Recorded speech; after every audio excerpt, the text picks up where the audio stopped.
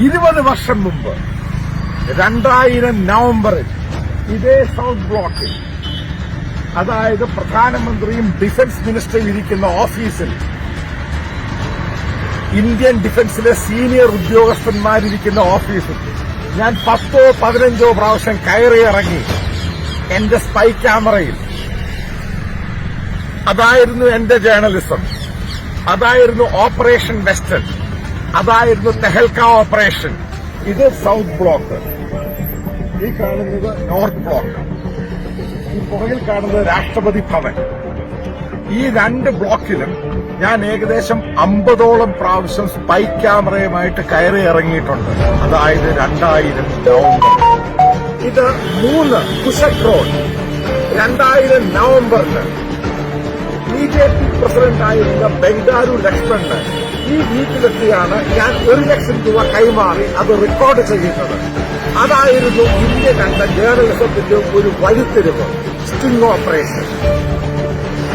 ഇത് 3 കൃഷ്ണമേനോന്മാർ. 2000-ൽ വാജ്പേയി മന്ത്രിസഭയിൽ പ്രതിരോധ മന്ത്രിയായിരുന്ന ജോർജ് ഫെർണാണ്ടസ് ഒഫീഷ്യൽ റെസിഡൻസ് ഇവിടെ വെച്ചായിരുന്നു ആ പാർട്ടിയുടെ, സമതാ പാർട്ടിയുടെ പ്രസിഡന്റ് ജയ ജെയ്റ്റ്ലിക്ക് ഞാൻ 2 ലക്ഷം രൂപ കൈമാറിയത്.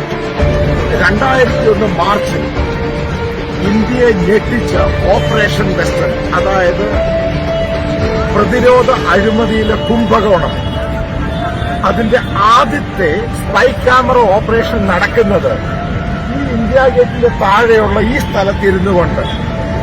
അതിന്നും ഓർമ്മയുണ്ട് ഈ സ്ഥലം. അന്നിവിടെ ആദ്യം സ്റ്റിംഗ് ചെയ്യുന്നത് പി ശശി എന്ന ഡിഫൻസ് ഓഫീസിലെ ഒരു ഗുമസ്തനെയാണ്. ആദ്യമായിട്ട് അയാൾക്കാണ് ഞാൻ പണം കൊടുക്കുന്നത്. അയാളാണ് ഈ ഡോക്യുമെന്റ്സ് ആദ്യം എനിക്ക് കൈമാറുന്നത്. ഇവിടെ വെച്ച് ഈ കാണുന്നത് ഇന്ത്യൻ പാർലമെന്റ് 2001 മാർച്ച് മുതൽ 2018 വരെ ഞാൻ ചെയ്ത ജേർണലിസ്റ്റിക്കൽ ഓപ്പറേഷൻസും എന്റെ പേരും ഈ പാർലമെന്റിൽ ഏകദേശം 60-ൽ പരം പ്രാവശ്യം ഉയർന്നു വന്നിട്ടുണ്ട്. അതായിരുന്നു എന്റെ ജേർണലിസം.